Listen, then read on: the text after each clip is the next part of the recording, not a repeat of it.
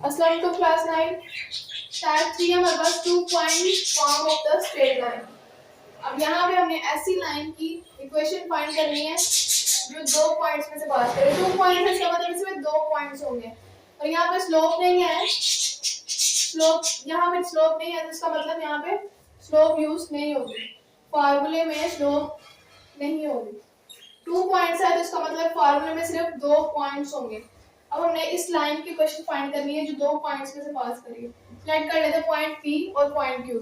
इसके coordinates x1 y1 late कर लेते हैं और Q के x2 y2 लेट कर लेते हैं। हमने 2 पॉइंट्स लेट कर लिए हैं। So let a line L, एक लाइन L हमने लेट कर लिया है जो पॉइंट P और Q में से पास कर रही है। Let a line L passing through the points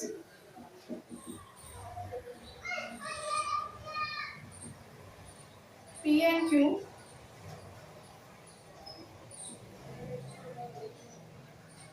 making alpha angle with x axis। कि एक लाइन है L जो 2 पॉइंट्स पॉइंट P और पॉइंट Q में से पास कर रही है और x एक्सिस के साथ अल्फा एंगल बना रही है। अब हमें इस लाइन की स्लोप फाइंड करनी है। अब हमने इसकी इक्वेशन फाइंड करनी है, यानी उस लाइन L की इक्वेशन फाइंड करनी है जो 2 पॉइंट्स में से पास कर रही है। अब इससे पहले हमने टाइप 2 पढ़ी थी। टाइप 2 क्या थी हमारे पास? Point slope form. Point slope form थी, उसमें एक पॉइंट था हमारे पास और एक स्लोप थी। वो क्या थी हमारे पास? y माइनस y1 एक पॉइंट था, लेकिन यहाँ पे तो हमारे पास 2 पॉइंट है। अगर हम पहले पॉइंट P के लिए कंसीडर करें पॉइंट स्लोप फॉर्म तो y minus y1 is equal to m x minus x1, तो ये हो गया। लेकिन अगर हम दूसरे पॉइंट को कंसीडर करते हुए करें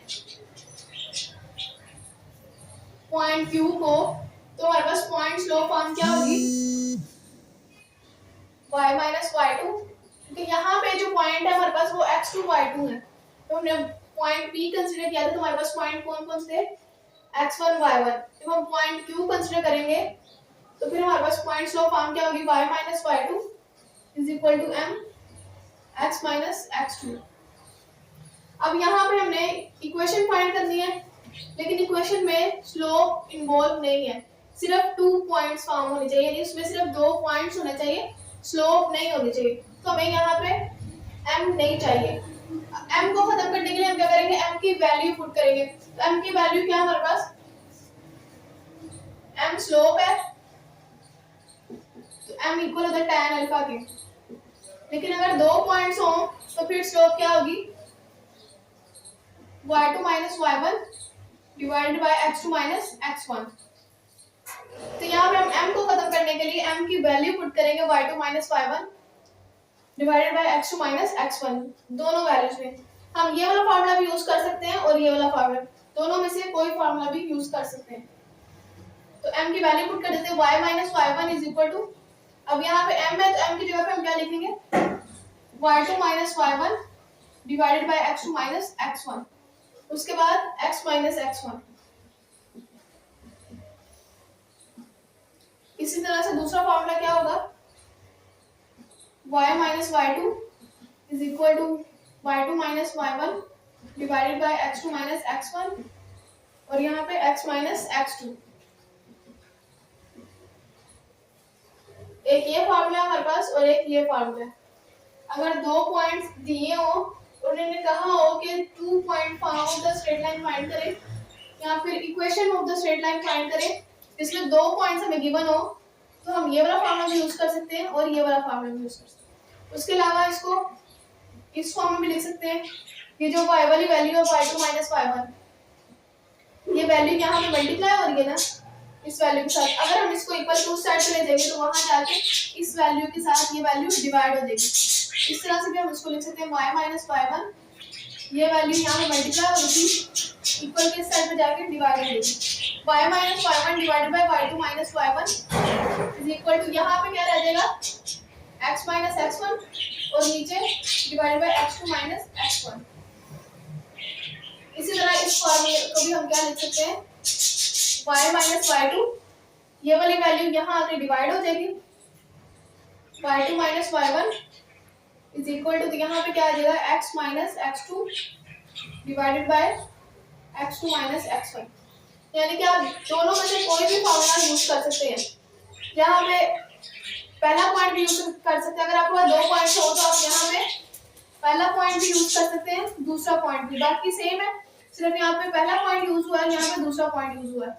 चाहे आप फिर पहला पॉइंट यूज करें या दूसरा पॉइंट यूज करें, आपकी इक्वेशन सेम आएगी, यानी दोनों का आंसर सेम आएगा। उसके अलावा इसको हम डिटर्मिनेंट के फॉर्म में भी लिख सकते हैं। वैसे आप ये वाला फॉर्मूला याद कर लें या फिर ये वाला फॉर्मूला याद कर लें, इस फॉर्म में याद कर लें फॉर्मूले को, या फिर इस फॉर्म में याद कर लें, कोई मसला नहीं इससे। इसको हम डिटर्मिनेंट के फॉर्म में लिख सकते हैं। अगर हम इसको क्रॉस मल्टीप्लाई करें, ये वैल्यू तो जाके इक्वल टू इस साइड पे जाके इस वैल्यू के साथ मल्टीप्लाई होगी, और ये वाली वैल्यू इक्वल के उस साइड पे जाके इस वैल्यू के साथ मल्टीप्लाई होगी। तो क्या वैल्यू आ जाएगी हमारे पास, y माइनस वाई वन, और ये वाली वैल्यू यहाँ जाके मल्टीप्लाई होगी तो x2 minus x1 equal to, अब ये वाली वैल्यू इक्वल के इस साइड पे जाके मल्टीप्लाई होगी, x माइनस x1 और y2 माइनस y1। अब अगर हम इसको डिटर्मिनेंट के फॉर्म में लिखें, x y 1 x1 y1 1 x2 y2 1 determinant is equal to 0। अगर हम इस डिटर्मिनेंट को एक्सपेंड करेंगे तो वो हमारे पास इसी इक्वेशन के इक्वल आएगा। तो हम इसको डिटर्मिनेंट के फॉर्म में भी सॉल्व कर सकते हैं, आप ये वाला फार्मूला भी यूज कर सकते हैं, ये वाला भी कर सकते हैं, ये वाला। आप इनमें से कोई भी एक फार्मूला याद कर लें, और अगर उन्होंने हमें कहा हो कि इक्वेशन फाइंड करें और हमें 2 पॉइंट्स गिवन हो, तो फिर हम ये वाली इक्वेशन यूज करेंगे, 2 point form of the straight line, जिसमें 2 पॉइंट्स होंगे, x1 y1 भी है यहाँ पे और y2 और x2 भी है, यानी 2 पॉइंट्स हैं, ये 2 पॉइंट्स x1 y1 और x2 y2 दोनों पॉइंट्स यहाँ पे यूज हो रहे हैं। यहाँ पे स्लोप इन्वॉल्व नहीं है, तो हमें यहाँ पे स्लोप की जरूरत नहीं है इक्वेशन फाइंड करने के लिए, सिर्फ हमारे पास 2 पॉइंट्स होने चाहिए। तो अगर हमारे पास 2 पॉइंट्स होंगे तो हम इस वैल्यू में इस इक्वेशन में पुट करके दोनों पॉइंट्स को तो एक इक्वेशन फाइंड कर लेंगे, equation with the straight line.